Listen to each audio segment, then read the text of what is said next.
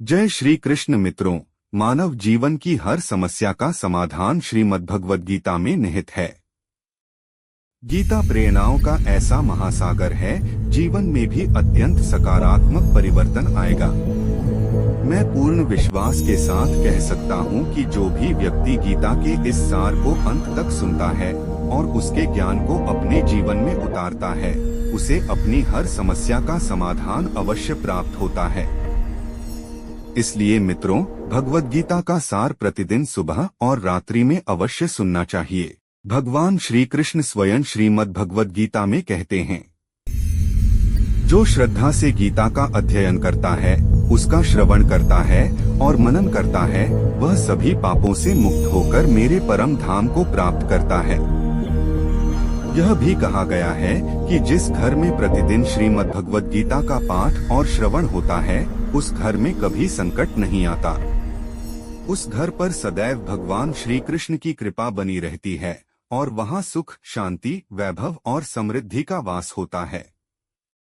मित्रों, महाभारत के युद्ध से पूर्व कुरुक्षेत्र के रणभूमि में अर्जुन अपने ही कुटुंबजनों, मित्रों और गुरुओं को युद्ध के लिए खड़ा देखकर अत्यंत विचलित हो जाता है। उसका मन मोह और करुणा से भर जाता है। वह श्री कृष्ण से कहता है, हे केशव, मैं इस युद्ध को कैसे करूं?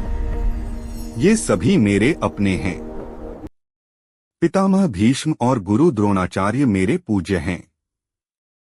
इन्हें मारकर राज्य पाने से अच्छा है कि मैं भिक्षा मांगकर जीवन व्यतीत करूं। कौरव मेरे भाई हैं।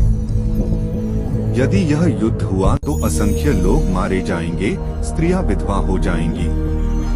हे कृष्ण, मेरा मन भ्रमित है, मेरा शरीर कांप रहा है, मेरा गांडीव हाथ से फिसल रहा है। कृपया मुझे मार्गदर्शन दीजिए।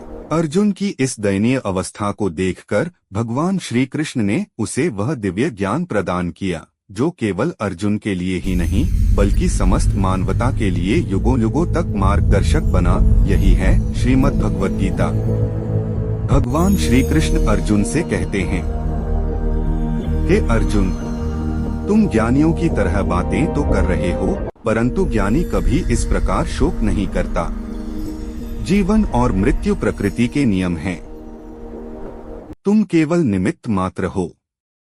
जो हुआ है, जो हो रहा है और जो होगा, सब कल्याण के लिए होगा। वे कहते हैं, जिस प्रकार मनुष्य पुराने वस्त्र त्याग कर नए वस्त्र धारण करता है, उसी प्रकार आत्मा पुराने शरीर को त्याग कर नया शरीर ग्रहण करती है। आत्मा न जन्म लेती है, न मरती है। उसे न शस्त्र काट सकते हैं, न अग्नि जला सकती है। श्री कृष्ण कहते हैं, हे अर्जुन, मैं समस्त प्राणियों के हृदय में स्थित आत्मा हूँ। मैं आदि हूँ, मध्य हूँ और अंत भी मैं ही हूँ। सूर्य में मैं सूर्य हूँ, पर्वतों में हिमालय हूँ, नदियों में गंगा हूँ, वेदों में सामवेद हूँ। भगवान श्री कृष्ण यह भी कहते हैं, मनुष्य के दुख का मूल कारण उसका मोह और आसक्ति है।